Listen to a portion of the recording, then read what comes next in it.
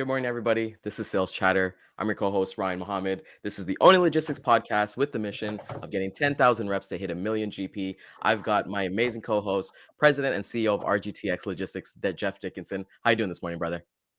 Good, man. How you doing? I'm doing really good. And we got Dean, my favorite day of the week. So let's get Mine started, guys. too. Welcome to the HPLS podcast. Live, relevant, and high performance information, conversations, and education weekly.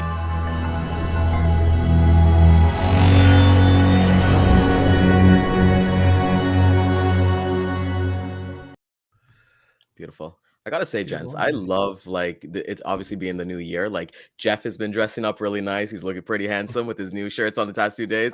Dean's got the new background going on. It looks like it's a new light and things like that. So this 2023, it's looking amazing for everybody. So kudos to you guys, man. How's everything going with everyone? Yeah, good. Good to be with you. I mean, this is my first time in the new studio, so I'm still experimenting with lights and the backdrop. Looks good. It does look good.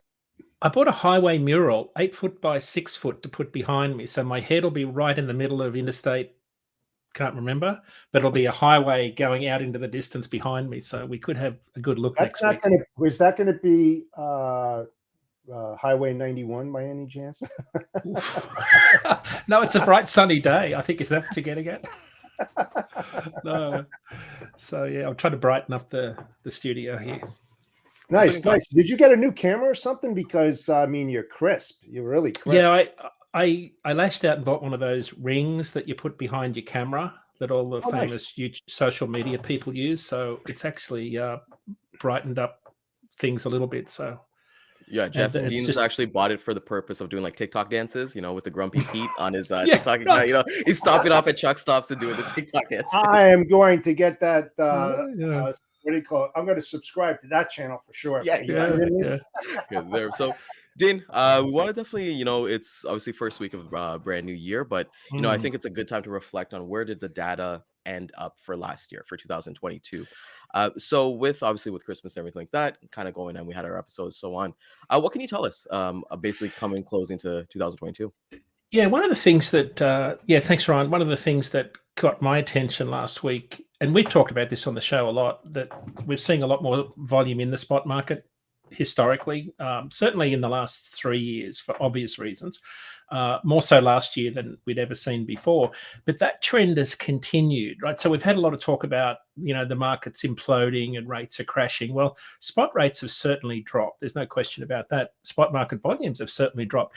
But historically, the data point that I'm kind of fascinated by was that last week, our load post volumes, which is sort of our proxy for, volume in the market, load posts were up last week. Again, no great surprise that volumes were up slightly. Compared to this time last year, though, they were down 40%. Now, again, comps to 2021, questionable at this time of the year, because this time last year, of course, we were in the middle of all that madness. But the volume of load posts last week, so it's a 4-day week. And if my calendars are right, the last 2 years were also 4-day weeks between Christmas and New Year.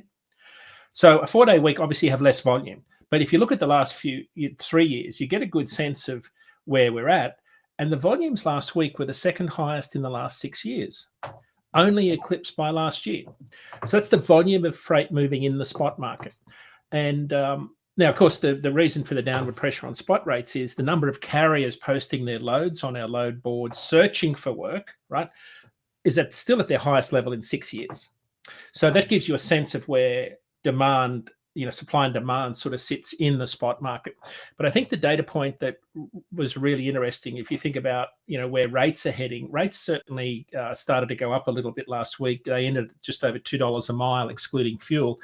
That's at a whopping 75 cents a mile lower than this time last year. But again, going back to pre-pandemic years, it's still 23 cents a mile higher for the final shipping week of the year compared to pre-pandemic years. And when you look at our year-over-year chart that we show on our weekly show, which we're back on the air next Tuesday, you'll see what this year-over-year line chart looks like. And you'll see this purple line compared to the orange and reds. We're still at the second highest level for spot rates in the last 6 years also, in addition to the load post being very high. So it's not all doom and gloom. There's good volume in the spot market. And this is sort of where I think I'd love to get Jeff's take on this. We are clearly seeing shippers take advantage of more volume, lower rates in the spot market, moving freight over to lower their procurement costs. More transactional loads are moving maybe on lower volume lanes. So we're seeing the data point I've been watching is the spread between contract and spot. So it was out to, and I did just look at the maths this morning, the spread has been out, when I look at rate view, the spread has been out to, from April last year, all the way through to January, there was a really significant spread between contract and spot. It's only just starting to close now in December and early January. It was as high as 65 cents per mile. It's now down to 45 cents a mile. So the spread is closing. So what that tells me is even though contract rates are coming down, which represent probably 95% of the freight, there's more volume going into the spot market because of the lower rates. And over time, that will lift spot rates because the relationship between capacity and demand will put upward pressure on spot rates. That's typically what drives the next freight cycle up. So again, early stages of the year, but that's kind of where the year ended. The spread had closed, volumes are up historically. Rates aren't that bad for carriers. I know some guys on social media were, talking about some lanes like, flatbed loads from Portland to Oklahoma City were $1.21 a mile. Well, it's a very low volume lane. But when you look at Oklahoma City outbound rates, they're up around $3 a mile. So you can see carriers taking a lower rate to get to Oklahoma City to take advantage of outbound loads that are much higher. When you look at the total, miles over the end of the week, drivers are still in that range of where break even is, in that sort of $80 to $2 a mile. So despite all the headlines of doom and gloom throughout the year, we just didn't see it. People have always got to remember that 75% of freight moves under 100 miles. Yeah. And, it's only a small percentage that moves long haul in the spot market, albeit a very big number when you think about the whole American truckload economy. Most people are doing really well, especially the ones that I talk to that run regional, dedicated, short haul, back and forward, predictable type work where the contract rates are fairly sustainable. But I think, Jeff, that I was really looking forward to talking to you this morning about what we're seeing, which is shippers more and more now appear to be taking advantage of lower rates in the spot market to move those contract loads. I think more so on low volume lanes as opposed to their high volume lanes. Yeah, and it's funny. Let's reflect on a conversation we had not so long ago when precisely you and I discussed about what's going to happen in the spot market and what's going to affect the contract. And sure enough, you see that suck coming down, that vacuum, and it's starting to come down. Now, let's ride the double-edged sword here, right? Sure, the shippers are taking advantage of the lower rates in the spot market, but what about their contractual agreements that they have with their carriers, right? Or that they may have done. A lot of them have done last year to prepare for this year with the negotiations, with getting the right carriers on the right lanes and everything. Now, it's very risky, at least the way I look at it, because they're not loyal to those carriers and they're going where the money is. And so, right, I mean, you can see that they're pulling it. They're going to that spot market. So that's why I said RFPs, and I said it so many times, you heard me, they're worthless right now. You can't get a long-term one because there's so much volatility in the market, right? We're seeing the fuel is starting to come up now. In New Jersey, we're seeing that like 20-something cents over the last couple of weeks. It was that like 307, and now it's well above that. So I mean, we're seeing a lot of that in the market. I know I'm not just seeing it. I'm sure that you're seeing it as well, and a lot of other people, but I don't think it's the right way. I think what shippers should do is that they should go back to, if they use a lot of brokers or if they use the assets carriers out there, let's sit down. Let's have another discussion. We want to keep you in our corral. How can we do that? Can you bring those rates down? I've had that trust me, I've had that conversation on my dedicated runs where I've literally reduced the rates by $1,600, and they are still on board with me because they know Right. I've got the consistency in there. They're rolling. They're still breaking even on that instead of hunting and searching for those. But I mean, it's not like, Jeff, you're raking me over the coals. I need to do. No, they're like, I see that. I realize that. I'd rather be moving consistently than jumping all over the place. So that's what I'm seeing, and it's tough. It really is. Yeah, the data point that Professor Kaplis, who's from MIT and our chief data scientist, has a monthly signal report that just came out last week. And one of the things that he was advising the shipper side of our freight market consortium that we have from the large shippers was to take advantage of the inverted market and shift more loads away from routing guides, but after meeting carrier commitments. So the spot market's certainly something that's very attractive. One of the pieces of advice that he was giving, I thought it was good, was only secure contract rates on those lanes with a repeatable, consistent volume. New rates coming in are certainly down. I pulled some data points this morning that show that the active rates right now. So these are the rates in routing guides. So remember, this is about 40 billion in freight spend. So it's not the entire truckload market, but it's a decent amount of it to get a feel for where it's going. I think it's certainly representative. Active rates in routing guides continue to trend downward, but stubbornly so. Down, in the half a percent to 1% range. That's the total pool of rates in routing guides that contract freight's moving at, that flows through EDI from the shipper through TMS to the carriers.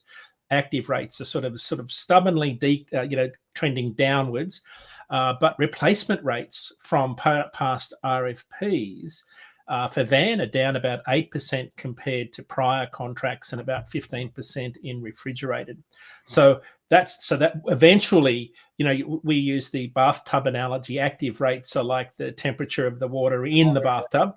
Replacement rates are the temperature of the water coming out of the spout, which of course is a lot less than the totality. But eventually the water cools, and that's what we're seeing. We think that'll happen. Our best experts, sort of economists, forecasters, think late Q1 is when we'll see this market inversion start to correct, where spot rates start to come up again. So that's I think that lines up with a lot of economic consensus. Certainly some of the smarter people and myself in the economic space that are, have a really good grasp on macroeconomics. That's what they're seeing in the market. It makes sense, I think, from a truckload perspective, because Q1's always quiet, as we've spoken about. But we typically see fairly good pickup in demand once the temperature warms up and the ground thaws.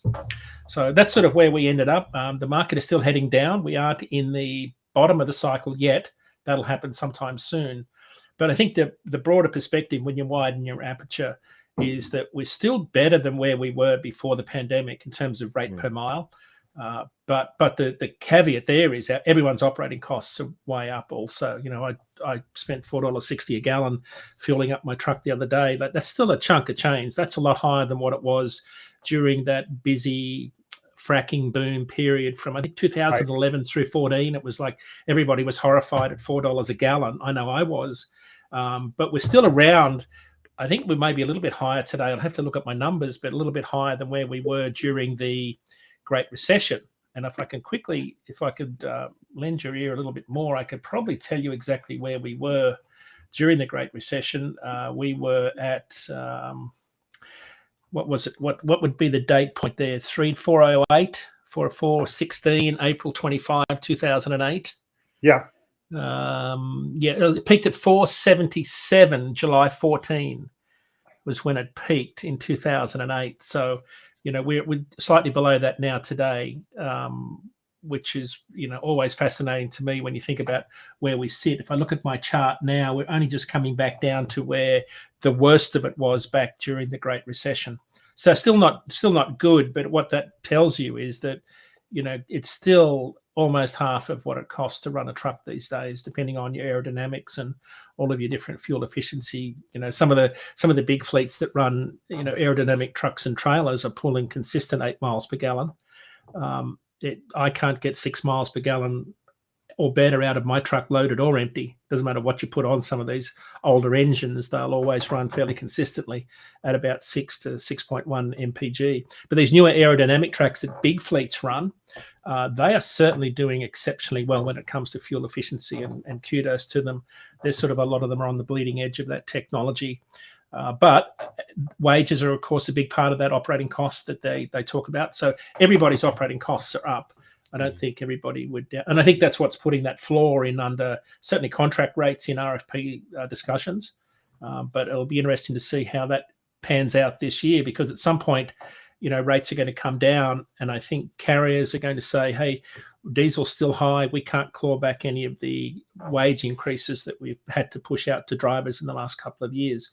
And that's that debate. I think there's probably a lot of carriers rebidding contracts down right now, but at some point that flattens out. You have to say enough's enough, and we're off to the races again for the next cycle. I mean, look at when you do the negotiation, you're getting long-term contracted rates, right? The carriers, they're going to put a buffer in there to take care of the lows and the highs, so that when it gets into peak season, there's winners and losers in that contract, right? There's going to be high rates when it's low, and then low rates when it's high, and it's kind of tough. But right now, with the spot market being so low, that's so difficult when you think about it, because it's like now you got the rates going down. They're still going down, but the fuel is now starting to come up. So now, that takes a lot away from the drivers out there. I mean, how much was the fuel? I mean, let's look over I think it's the last 3 weeks I've seen some increase. What was it? It was up 4.5 cents yesterday, but it had been coming down, Jeff. It was I can tell you exactly what it was yesterday. I mean, New Jersey, it's going up. Yeah, national average was 4.58. So it was up 4.6 cents this week, but it had been going down for 1, 2, 3, 4. So in the last 5 weeks, Jeff, it's come down from $4.97 to $4.69. So what's that? Yeah, so it's like 30 cents, I think. Yeah, but you're right. Jersey. Yeah, I know. There's a few places you've got to avoid, but that's certainly, something that shippers are probably we're somewhat happy about. Fuel surcharge national average, if you peg it at 6 miles per gallon and a baseline of 125, it's about 56 cents a mile is the fuel surcharge this week. That's a long way down from where it was. 79.81. I got a peak of 79 back in June, 20th of June, when diesel spiked at $5.80 a gallon. So it's down almost $1 a gallon since June, but of course we've had a mild winter, especially here in the northeast. So I think the colder weather and just before Christmas might have impacted things in terms of refinery capacity and impact on demand. But who knows with this particular market? A lot of it doesn't make a lot of sense on the diesel side. But I do think that carriers are. I think the data point that we spoke about during the year was that I thought carriers were doing pretty well, had a pretty good 2021, had a reasonable 2022, despite the fact that diesel costs were high. Now, that doesn't mean carriers didn't exit the industry. Absolutely, carriers exited the industry. That, as we've talked about on the show, the carriers that would have exited were ones that paid a lot for used trucks. Where were entered in a very strong market, just like we saw in the 18-19 cycle. Not hard to make really good money buying a used truck in a market like we saw in 2021 and part of 2022. Very different story when spot rates drop almost $1 per mile in the space of 6 months, which is kind of where they went from April down to where we ended the year, coming up a little bit now. But that's sort of that's a typical market cycle. The data point that I'm always fascinated with, guys, is for every carrier that leaves the industry, there are carriers coming in all the time. Now, the amount of new carriers coming in is not as high as the carriers going out. So I think we're probably seeing capacity decrease on the independent contractor side and maybe shifting back towards more of the leased on owner operator business model. And so but that's been the data point. It's not like doom and gloom. Carriers see opportunity in this industry all of the time. And I think that's the part that when I talk to carriers that kind of fascinates me is I said, so what are you seeing in the market? Well, used truck prices have come down like 50 grand compared to where we were at the start of the year. Well, but they're still like 40% higher than where they were before the pandemic.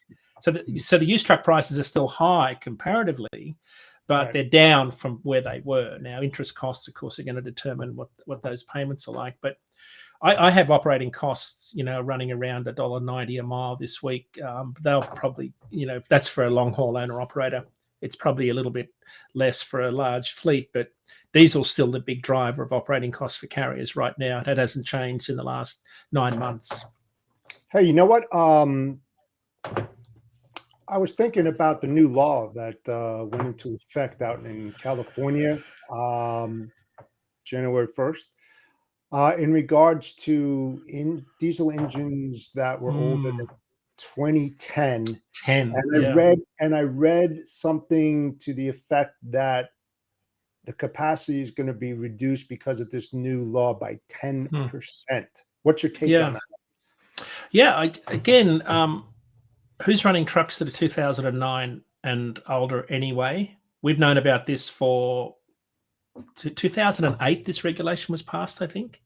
I think it was 2008. So this sort of sunsetting shouldn't be a surprise to anybody in California, I don't think. It certainly wasn't a surprise to a lot of us that have been watching it. What did catch me by surprise, because initially this was a drayage program where carriers that had dray trucks that were in and out of the ports consistently had to have trucks older than 2. They've expanded that. They widened it. I checked with CARB over the weekend to make sure that they extended it to everybody, and that's exactly what they've done. Any truck older than 2010, which is essentially what they're trying to pick up at the 2007, 8, and 9 engines, which had a different EPA regulation to them. I think it's interesting when you read some of the anecdotal reports and some of the media reports. Carriers are either, some of the carriers are moving out of state, moving to nearby states, getting out of the business. So capacity has to tighten. I don't know that there's any other way around this, Jeff. It seems like such a strange move, given I understand the economic benefits, the climate impact benefits and all of that. I would say that my 2003 Caterpillar engine passes all of the emission tests still to this day. So I don't buy necessarily that, I see all the data. I just think that if you have still 40 to 45% of the imports come into the San Pedro port complex, Los Angeles and Long Beach, how do you not run a business that's dependent on truckload capacity? So does that, I just think rates are going to go up, costs are going to go up, capacity is going to decrease.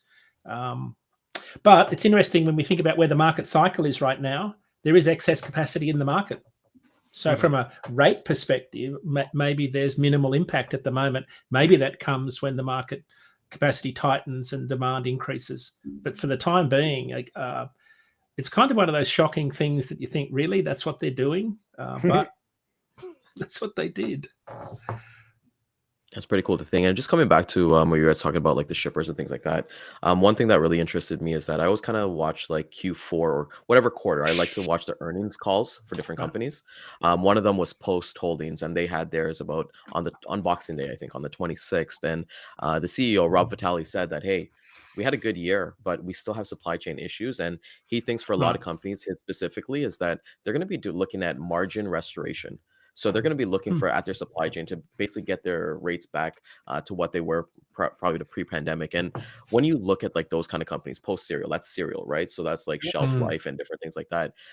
It just comes back down to what like Jeff always kind of says, like make sure you're having these conversations with your customers, right? Like if you do have Post Holdings or anything like that, call them, say, hey, what are you guys seeing from this call that kind of happened? Because we're going to see that, as Jeff kind of said, RFPs that I've done, they're pushed into February. And if we're going to be doing them in February, if they get even to that point, it's going to be like 3 to 6 months or something like that, right? Like normally for me, I go through that RFP process in October, November, do the RFI, and then finish out the RFP by December, go live January 1st. But I would say out of my 15 customers, 2 of them only did that. So everybody pushed everything till next year. So I thought that was an interesting point. Yep, absolutely.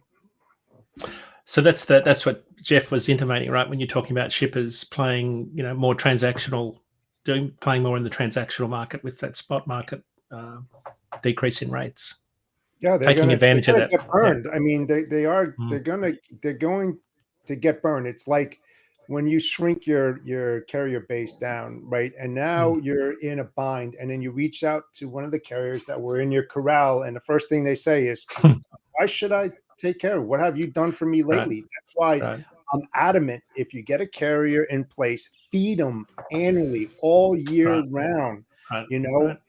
Build that loyalty with them, that partnership. It's so crucial, especially in Mm. 2023. Everybody's talking about the recession, and keep your pipeline full and keep your customers abreast of everything that's happening in the market. Right. You can't do that. I mean, I know there's a lot of people that do that, but it's the wrong method, at least the way I look at it. You're gonna get caught with your pants around your ankles for sure, man. Right. Right. Yeah, it's the we talked about this on the show before. We sort of did a survey of our shippers, and one of the things that came back, the question was, are you, shippers have memories of elephants, Yes, and they do. but carriers don't. But it's kind of interesting. I think some of the carriers, some of the shippers are probably more transactional than most. Certainly, smaller shippers are probably more likely to be using brokerage services because they don't have enough volume to attract the bigger carriers with dedicated contract work. I think that this market will turn in the next quarter, and then we're back to where we were, through the second half of the year, which is capacity will tighten and capacity will enter the market again. Rates will start to increase. That's an inevitability that'll happen. I think that's what a lot of the bigger shippers, are seeing. Right? They're taking your advice, Jeff, and saying, yes, we acknowledge that we need to stick with our incumbent carriers who were good to us over the last few years. They've definitely awarded them. And again, this is a sort of a broad sweeping statement covering, sort of the average, but they've awarded their incumbent carriers with more volume in exchange for better rates. Well, And as that's we've it. said on I the mean, show, consolidation, right? You have 10 Right. carriers. You right, sit down and you agree to disagree. One of the best collaborations and partnerships that you can ever create. And tell them the way you feel. And then on vice versa, the carriers are going to tell Right. you what they feel. And the thing is that, okay, so how can we work this together? If I give you another $1 million worth of freight, what can you do on the backside for me? And Right. then they're going to ask you the same question, I hope. Okay, so if I do this for you, what are you going to do for me? Right. And be able to say no. Don't think about yourselves solely. Think about everybody that's involved, your service provider, your carrier, your shipper, and make things happen. And it's very, very important to do. And a lot of them fail to do this, and it bites them in the ass. I'm sorry to say it, but it does. Yeah. Well, you look at that too, right? Because like you think of yourself as a logistics professional, as Dean kind of mentioned, more carriers are coming in as they're leaving. You're opening up yourself to exposure to double brokerage, right? Like you're getting your stuff double brokered. You don't know where your stuff is, hostage and stuff like that. Like, don't take the chance. Like have like you said, if you got 10 carriers, bring them to the oak table. Decide like, hey, maybe we're gonna shrink this down to 4 or 5, Right. and let's run with these guys, right? It's just like any kind of playbook and kind of run it because if you go on LinkedIn, you kind of go anywhere. Double brokering is such a big thing right now, and it's just Yep. you Well, just you can't got to get put past Ryan. You've got to put procedures in there. Okay, so the thing is, I've always said this: I don't fire carriers; carriers fire themselves. So how do you protect yourself and minimize the risk? You find out who the carrier is. Let's say you go to carrier A, and you tender that freight to A. Okay, you know who A is. You tell the customer A is coming in. If B shows up, Let me know. if B shows up, done. I mean, you got to put procedures in there. Name of the driver, trailer number, MC number on the side of the truck. I mean, I can keep on going on and on and on. But you can fend off these double brokering if you put the right procedures in place and you ask the right questions. You can do that. Yep. It's a good point, Jeff.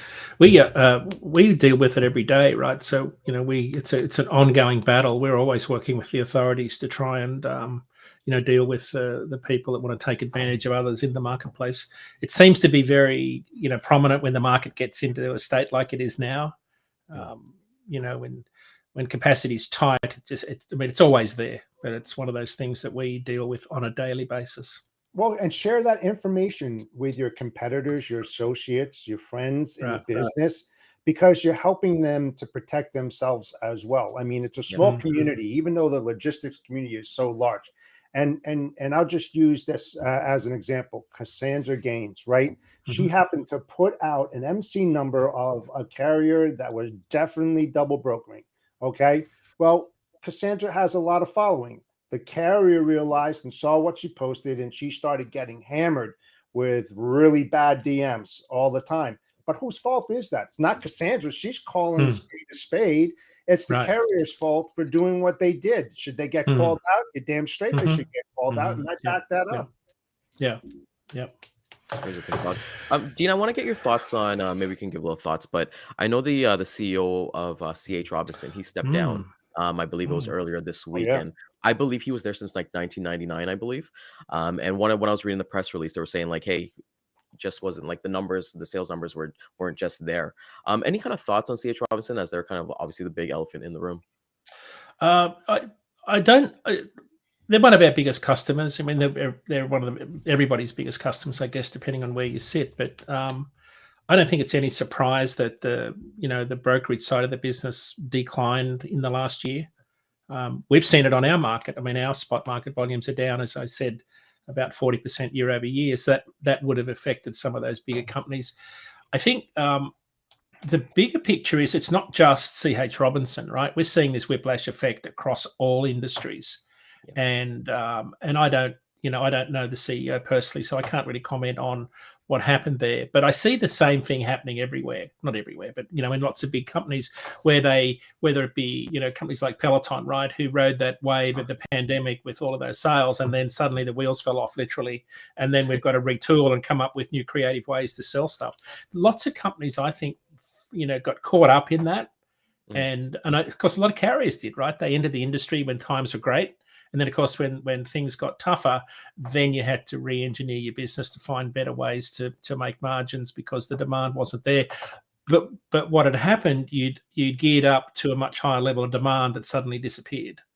And I think that's what's happening to a lot of companies. If you think about, we've gone from a staffing shortage, people getting offered, in the technology space, double the salary they were getting. We've saw it at our company. Especially in the Pacific Northwest, where there's a lot of high tech companies. We've gone from people leaving to, double the salary because there was such a shortage of people to a reversion back to normal now, where that sort of disappeared. And of course, then you saw over the holidays, a lot of staff cuts. And so more to come, I think, on that space. I think there's a lot of companies that have seen demand fall away, but more likely back to where they were pre-pandemic levels, but they've got excess capacity in their businesses that they've got to deal with. It's unfortunate, but that's the reality. Yeah, reality. It's crazy to think about it. Like you look at every like you said, Peloton is probably like the biggest one. You look at Tesla too.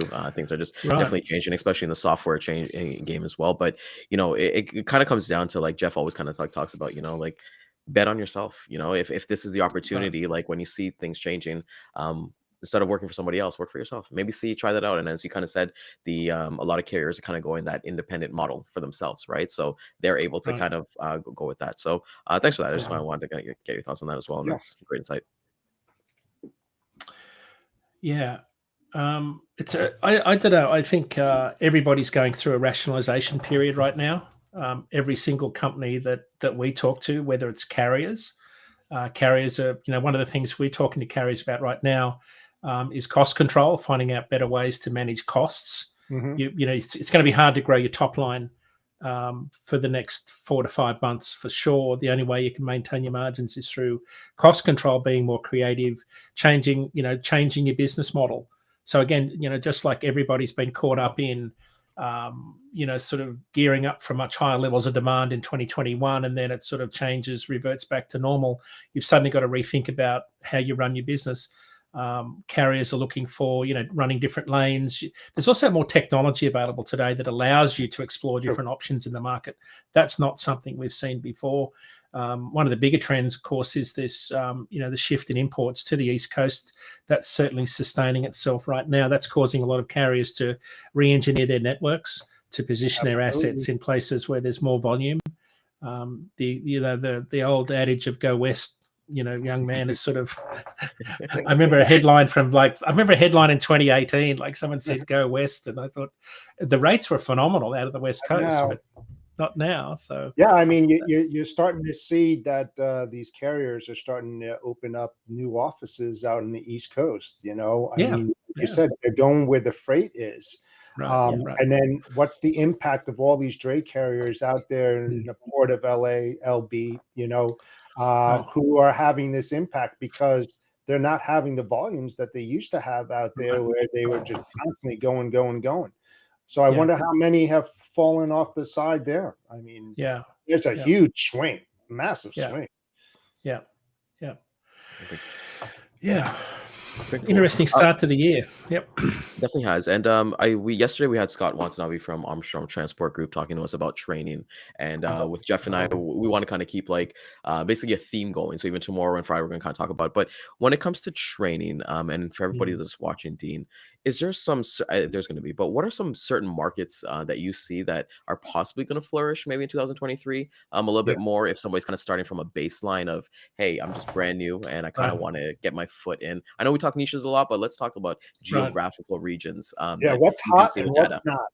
There we go. We'll call that what's hot. I think one of the data points that stood out to me last week, I mean, broadly, there were only 2 states out of the lower 48 where rates decreased, everywhere else increased. So, but the data point that stood out to me, and I'll quickly pull up the data here. So California is not going to be the market that it used to be in terms of spot market volume, but the other data point was flatbed. So flatbed. So first of all, I'll start with reefer, right? So I'll come back to dry van. One of the things that's been very interesting is an increase in volumes across the southern border of refrigerated freight. So I would, so specifically Ryan, Laredo, McAllen markets in the southern Texas area, especially, you're just going to see more loads of avocados than you could ever imagine start to come across the border leading into Super Bowl. The primary market for avocados coming across is the far Texas crossing. So again, thinking about seasonality, produce seasons change. Two markets that stand out to me for reefer carriers over the winter, Philadelphia, where you get a lot of South American produce, and McAllen and maybe Laredo to a degree, but more likely McAllen for produce. Laredo so last week, capacity Laredo to Chicago last week. And this is what we said on our last show of the year. Carriers that decided to run last week probably did pretty well, right? Because their capacity was tight. A lot of guys at home. Yeah. A lot of guys stay out because that's when they can make some money. Rates jumped $1.18 a mile. Laredo to Chicago, reefer, $1.18 a mile, increase to $3.12. It was 40 cents a mile higher than this time last year. So even outbound Chicago rates were up 30 cents a mile week over week, and some good value for other carriers. But so the southern border market is one I'd watch. Texas in particular seems to be a market that's pretty good for dry van and reefer and flatbed. And the data point that I wanted to share with you to answer your question specifically in flatbed, flatbed rates in Houston increased 31 cents a mile to $2.61 last week. Salt Lake City up to $2.69. Even loads out to the Permian Basin were about $2.80 a mile. Remember, these are excluding fuel. So these are a lot higher than the national average rates. High volume lane, Houston to Fort Worth, rates are running about $2.50 a mile. That's the lowest in the last 12 months. But the state of Texas has been a really strong state for flatbed carriers. Reefer carriers in particular, because you see a lot of Central American reefer freight comes into the port of Houston. Well, your bananas, plantains, things like that. And then you get a lot of South American produce coming in. So I think Houston's always going to be a very good market for carriers. It always has been. But as we've discussed on the show, this west to east shift in imports because of the port congestion, a lot of that volume is sticking in ports like Houston and Mobile, Houston in particular. So, Ryan, I think markets that are really hot that I'd be watching this year in particular would be, Texas. It's always been a really strong spot market, but Texas in particular, because of the imports that are sort of coming in, not just containerized, but break bulk. Yeah. So freight that's not in containers. That's why we saw so much flatbed volume, although that volume is starting to decline. And then, of course, following on from that trend, I would watch smaller markets. I would, if I was sort of in the drayage or long haul drayage space or looking for, volume that was around ports, places like Norfolk, Savannah, Charleston, Norfolk in particular, as we discussed on the show, where they've just dredged their harbour, Charleston, sorry, to 52 feet. A lot of big ships are going to be coming in there. When you start to see ports, dredge harbours, put more ship to shore cranes, what that means is you're going to have bigger ships, and I wonder about whether the bigger ships that are coming in, sort of overwhelm the infrastructure with a sudden surge at one point in time, as opposed to 4 or 5 ships that are smaller. It may happen.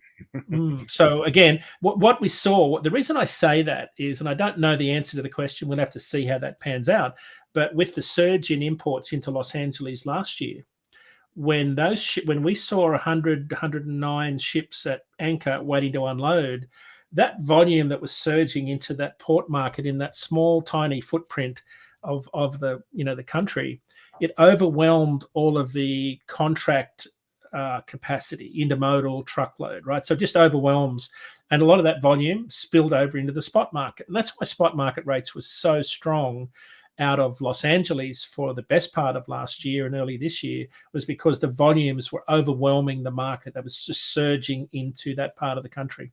Of course, now we've got the opposite happening now, but that's where I'd watch some of those port markets. The markets that we talked about last year, Seattle, Tacoma, volumes have come right down there. So those rates are coming back down commensurate with that. So I think dry van, I'd watch some of those port markets where there's been a coastal shift. And again, Texas for reefer carriers is going to be, and flatbed is going to be pretty good markets to watch. Yeah, New York is going up. Yeah, their import, they're still the number one. Yep, number one port. Well, and that's the whole thing. I've always said about, looking at the what if scenarios. If they happen to come to fruition, how are you going to respond? What are you going to put in place, if that happens? And I say it all the time. I think everybody out there should be looking at those what if scenarios to prepare. It doesn't take that much time to do it. It's like, okay, now I can hit that toggle switch and we're off and ready to go, instead of saying, oh, we got to think about this now, play it out. Right. That's kind of hearing. It's good to know that, because for people knowing that Texas is a great place for all the agents and all the sales reps, you do not have to do cowhides. Say no to the cowhides out of Texas. There's a lot more freight out there that you can do. As we're kind of talking about the ports, Dean, and Jeff, because I know you're a rail guy too. Is there any talks? Do you see any disruptions on the rails? Has that stuff been resolved? I know that's kind of been back and forth and a topic of discussion on the show specifically for the past couple of months. But any info you both can share? Well, I could tell you one thing right now, that just recently, a couple of days ago, Snyder contracted with UP to handle all their business up there, which is really good. I mean, am I a Snyder guy? I am, because I work for them. They're a great company. They're doing some good stuff. They always have. Yeah, I'm not seeing anywhere near the level of disruption that we were talking about in September and then more recently. So the other thing, though, I was reading a post by Larry Gross, who's probably one of the best experts on the intermodal space. So this is the American Association of Railroads. Scott. I used to hate hauling cowhides. We call them stinkers in Australia. Yeah, they're awful. He would tell his carriers that it's like leather, so they probably think that, hey, oh my god, it's ready, it's the finished product, and when they get there, like, oh my god. Hey, at least we know. Oh, there he is. He said it. Oh, wow. Yeah, I know. At least we know what Scott's moving. Yeah, but you never want, none of the authorities ever wanted to pull you over and check your load when you had stinkers on, because you got blood and guts running out of the steel bins they were in. God, it was awful. The smell. Oof. That's like get in and go as fast as you can, because you don't want the stink catching up with you. So Larry Gross, I won't be moving any of that stuff. You can count on that. Scott, you can have it. You can have it, bud. That's all you have it. You corner that market. It's all yours, Scott. So to answer your question, Ryan, AAR, so the American Association of Railroads, put out their weekly traffic report every Tuesday. I think it's available publicly Wednesday, but there's for the week ending Sunday, I think, published Tuesday for week 50, according to Larry Gross in his LinkedIn posts. If you're not following him, Lawrence Gross is a really good guy. Volumes are down 7.5% year over year on the intermodal side. So that's a significant number. He said, when was the last time the average number of intermodal loads originated in weeks 46 through 50 was that low? He said 2012. So intermodal volumes are certainly lower, and I think that's, you could probably say that's a good thing because it allows people some breathing space to catch up and get some of those containers that have been sitting in the backlog moved through the system, some of those chassis trailers that have been tied up, recirculating again. We'll have to see how that pans out. So there certainly hasn't been any impact, Ryan, from the legislation that was forced on the workers to go back to work and not strike and accept the agreement that was proposed in 2020. So nothing yet, but volumes are decreasing, which probably decreases the probability that we'll have any problems there, notwithstanding some of the weather impacts that could happen over winter with the rail lines. I wonder, and I don't have these numbers, maybe you do. When we were talking a couple months ago, Dean, about the warehouse capacity, and they were well in the high 90s, like 99.5, and they were trying to, if not higher, trying to move their products out to market. I wonder how the intermodal market was, because listen, it's a longer transit time than your typical OTR. And I wonder if they swung to that, to give them a couple more days of transit time so they can deplete some more inventory to stock it up, compared to your normal OTR. I'm just curious about what those numbers are. Do you know what they are? I don't. No, I don't. That's a question I'll have to take on notice. Yeah. I'm just curious, especially on the supply chain. Listen, they don't need it just like that, right? Because they're over capacity. Why wouldn't you want to stall it a little bit and put it on the rail and gain a couple extra days? It's a great point. It's not like just in time. You don't need it. Yeah, it's probably a good place to hide some freight if you haven't got warehouse space for a while. It's going to take forever. I was just pulling up the Logistics Managers Index December report to see if I could see some numbers about warehouse utilization levels, to see if they've come back down 12. I can't. It would take too long for me to find it. But warehouse utilization. We can do that next week. Yeah, it's certainly. Yeah, that's probably a good topic to cover. Like the LMI has got some good data points because it's a survey of a lot of the logistics professionals in the CSCMP group of supply chain managers. Mm-hmm. Yeah, I think that would be a good topic. I'm just curious about that. Well, that's actually a good point, Jeff, because Zach will have his December report. He should have a report out this week, actually. So unless he's been away, we should have some pretty good data coming up shortly on that. Yeah. Well, maybe this is the latest. Yeah. And that's why we got the show, to give those data points. Dean, we're coming up to close to, it's actually Year of the Rabbit in the Chinese astrology, and Chinese New Year is actually hitting on the 22nd of this month. I always thought it was like February, but it's 22nd. I know with us, we're seeing the increase because we ship lobsters from the Atlantic to Toronto to go to China. What kind of impacts do normally and this is for like the training mindset here. What impacts does Chinese New Year kind of have on our supply chain, if they do at all? Good question. It's typically on the ports. That's why we see a low point in imports each March, typically, right? So, but this year is a little bit different. And for those that don't know, Chinese New Year is typically a 1-week celebration, bookended by a week either side, where people travel home and then travel back to work. So it's typically a 3-week event that sort of bookends the 1-week celebration. And because folks are going back to visit family, and a lot of family lives in rural areas in China, it's a fairly decent, transit. They've got to get back there. So that's why they allow the time. The difference this year is that, and it could have a more profound impact on import volumes, is the COVID outbreak they're experiencing right now simply could mean they extend that 3 week to maybe 5 or 6 weeks. So people could be already at home now because the factories are, having issues with production. Again, I don't have any hard data to support that, but that was one of the data points that some contacts of mine in China said that they were working on, was that this year's 3 week traditional break will be a lot longer. The flip side is that because of the COVID outbreak, people could just stay working and not go outside. I don't know. I think they've relaxed some of those restrictions this year. So generally what happens is that's why imports are very quiet. And then if you think about a 21-day transit time minimum from Northern Asia to the US West Coast, you'll start to see, once the Chinese New Year period is over, you'll see within about 2 to 3 weeks, the imports start to pick up. So if you look at the seasonality of imports over the course of multiple years, you'll always see a dip in the March timeframe, and then they pick up again through peak season.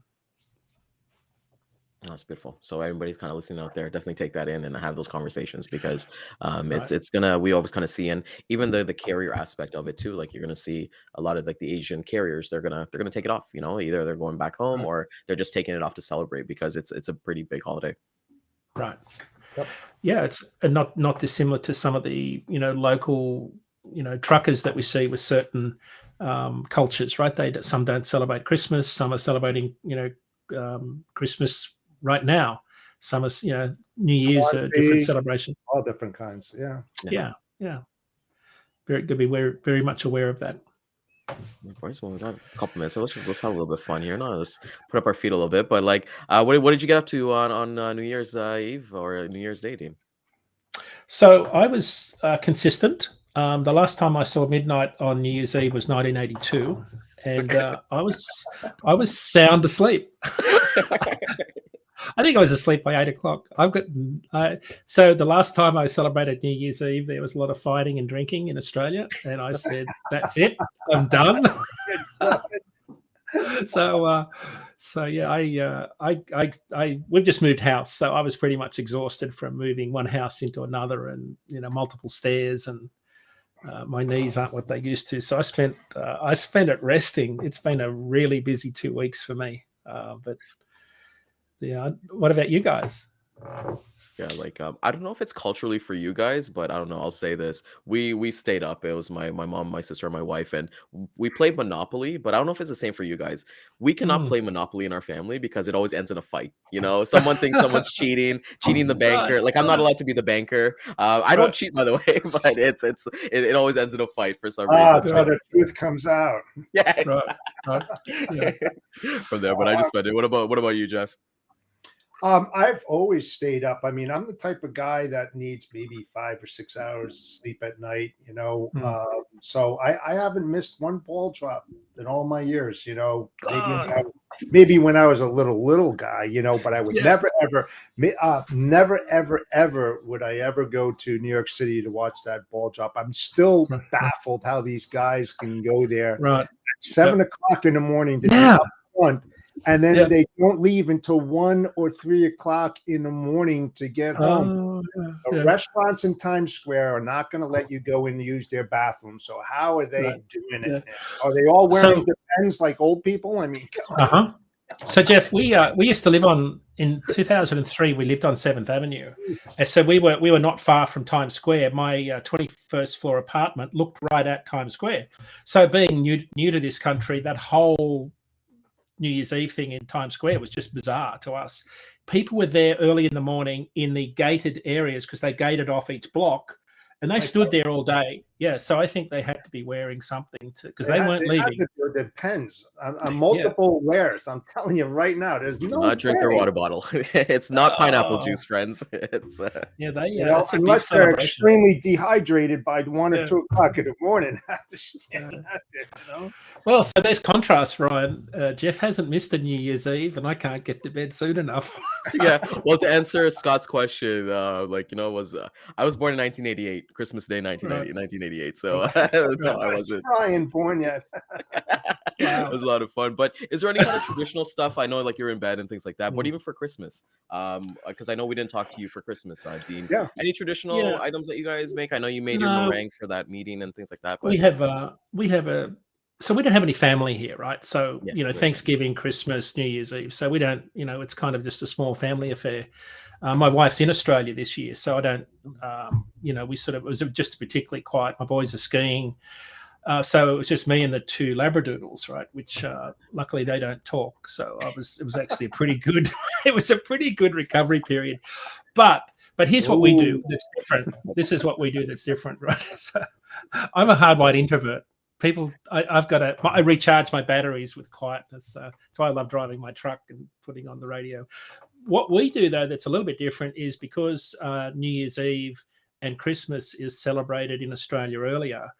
For example, at 8 a.m.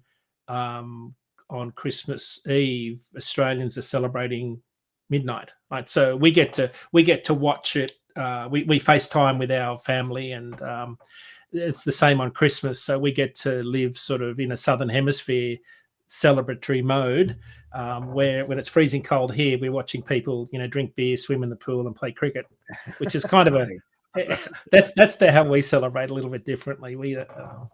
It's just a little bit unusual, but that's how it's been. Yeah, that's awesome to hear. What about you, Jeff? Like any kind of, I know you kind of mentioned a little bit, but Yeah, just relax,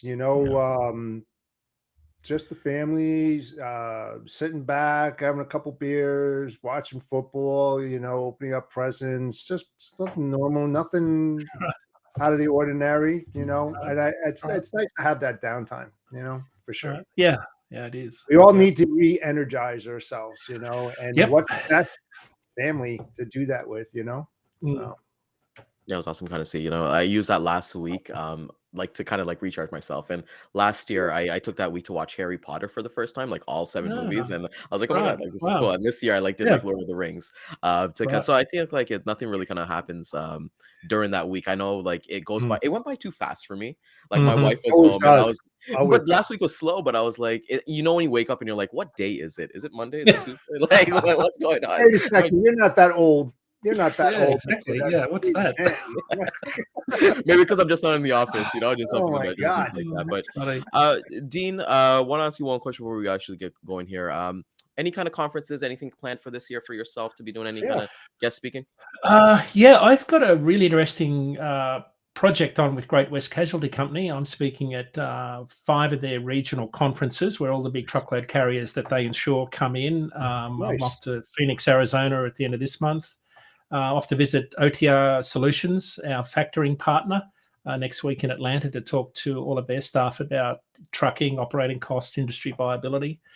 Stifel Research, their big analyst conference is on in February just out on an island just off Jacksonville. I'm looking forward to that one because I expect it'll be very cold here in Boston.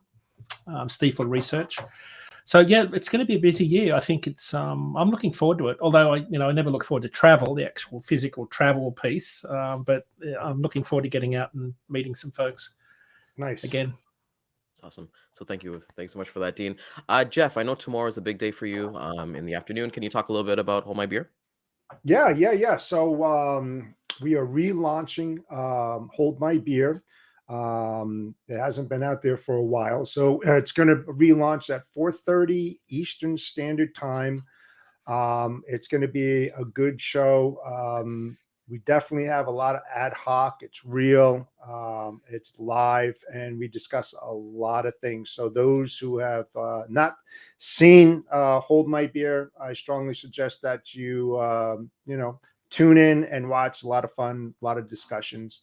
And I'm glad that I was asked to be part of the crew there. So I'm looking forward to it. Thanks. So 4:30 tomorrow. Where is it going to be? Hold My Beer. Yeah. The podcast. It's going to be on LinkedIn, Facebook, all the major media out there. So so tune in. Awesome. We'll send out an invite to everybody. Okay. All right, it's gonna be amazing. You know, it's just like this is the year of like kind of like doing different things and kind of putting yourself out there more. So, Dean, want to thank you so much. It's Thank always a you. pleasure to have you on. I know Yeah, I get thanks, a lot Dean. of messages about like, I learned so much from Dean, and thank you so much for like going with the training part as we're kind of keeping that with the theme this week. Right. So a lot Yeah. of new agents or even there somebody trying to try different new, trying to find a different niche, they can kind of look into these markets of what's hot and what's not, right? So I want Mhm. to thank everybody else for coming out this morning. We'll hit the replay again at 12 and 3 p.m. Eastern time. It will be on LinkedIn, Twitter, Facebook, and YouTube.